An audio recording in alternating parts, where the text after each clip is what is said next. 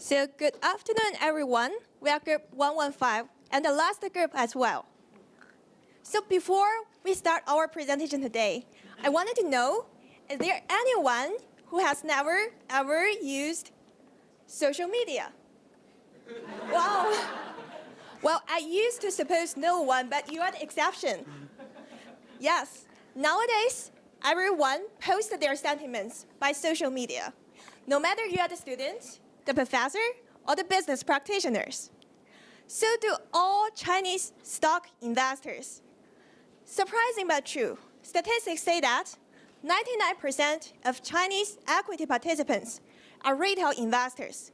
So what do? They post their sentiments online every second, 24/7. And at the same time, they could see exactly what the others are talking about. So that's how information flows back and forth. So when people see sentiments like this, they will rely on these sentiments to make irrational investment decisions. So we believe that there got to be some relation between the social media popularity in China and the high volatility in Chinese A-share market, especially during the last year's sudden increase here, which is totally disconnected from the economic fundamental at that time. So this inspired us to explore this interesting and groundbreaking topic, an empirical study, correlation between social media sentiment and share price movement in Chinese A-share market. So in our today's presentation, I will cover the motivation, prior research, and our contribution. Then Harris will introduce our methodology, project the scenarios, describe data, and analyze our results. Afterwards, I will talk about our theoretical reflection, limitation, future research direction, and finally, a conclusion is drawn. So when we go back to prior research, we notice that there are researchers focusing on the connection between social media and stock price. Like Weiler and Frank in 2004 studied the relationship between messages on Yahoo Finance and stock variables. And Moore and Zhang in 2010 examined the association between the public emotions posted on Twitter and the Dow Jones Industrial Average. And there are also some researchers focusing on the predictive capability of the user-generated content. Like Michel and Glass in 2006 used the weblog to forecast the movie's financial performance. And Dong and Trong in 2009 utilized the blog and social networking sites to predict the music sales performance. So after seeing all this research, we noticed that all of them are focusing on US market or Western stock market. So how about the situation in China? What is the connection between the social media sentiments and the stock market in China? So here comes to our contribution. First, we focus on the impact of social media sentiment on the Chinese A-share market. And second, instead of using the normally adopted computer semantic analysis tools, we adopt an innovative word-based linguistic methodology to standardize and scale the Chinese complicated online sentiments. So how does this innovative methodology work? So now I'm going to walk you through our research methodology. And you have to bear with me because this part is really a bit boring. Yeah, so we define all parameters using our study. First, the lowercase s stands for sentiment metric. This parameter captures the sentiment contained in social media messages. For the sentiment to be meaningful, it must fulfill two criteria. First, it must relate to the very stock under discussion. Second, the sentiment must indicate the poster's trading action or can potentially drive the trading decisions of those who see the message. As you can see from the table here, we will screen out all the unqualified sentiments during the sampling stage. And we will standardize them on a scale from -1 to 1. And I will talk about how we do this later on. Review volume is denoted by the lowercase r. And as you can see from the table, it's a number of times a specific message was reviewed by other online participants. sample quantity N is the number of posted messages we collected on a specific trading day. And put them all together, we can generate sample sentiment metric denoted by the uppercase S. This is the mean value of all sentiment metrics collected on a specific trading day, weighted by the review volume R. Price change P of the selected stock can be directly observed on a percentage basis. So once we have all the information about the price change P and the sentiment metric S, we can calculate the correlation coefficient C. This is a test statistic in our study, and I will introduce the correlation methodology later. All right, here comes our sampling methodology. We would randomly select stocks, constituent stocks of CSI 300 index, which is a market-wide index in China, to equally represent 10 main industry sectors. And since the stock forums are the main information sharing platform in China, we choose Sina Stock Forum as it's the dominating one in terms of popularity. We establish our correlation on a time window of 10 trading days. And for each trading day, all the sample messages are randomly selected with periodic time intervals, and this is called the systematic sampling method. All right.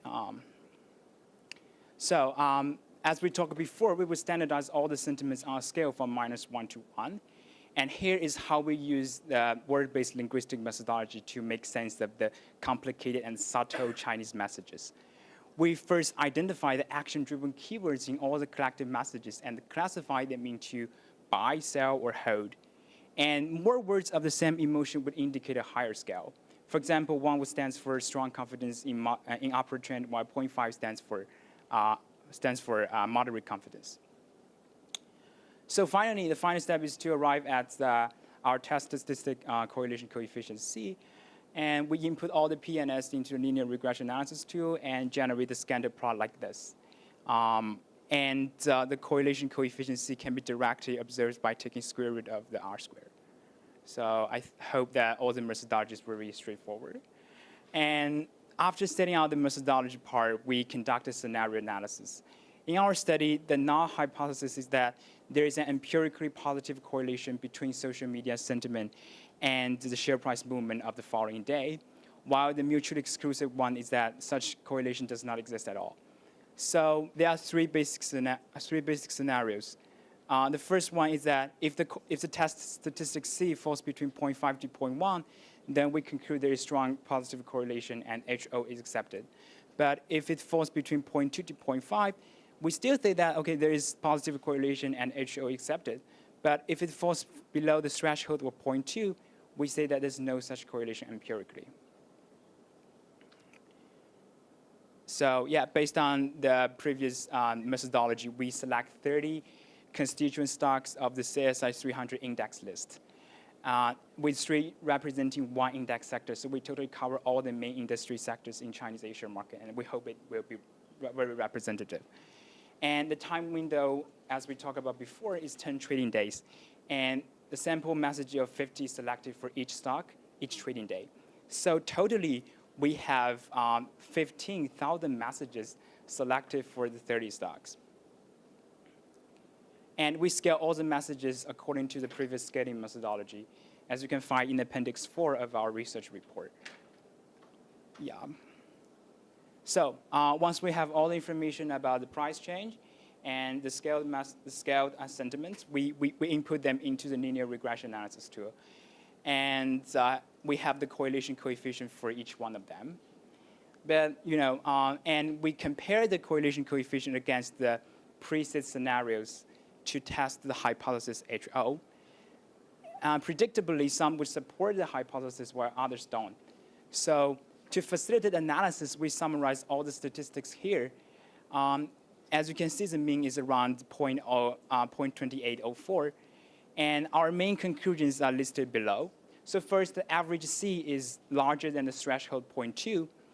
And out of the 30 sample stocks, 22 out of them support the null hypothesis. This is basically 30% of the sample space. And third, although we have 3 stocks show negative coefficients, but their absolute amounts all stay within 0.2.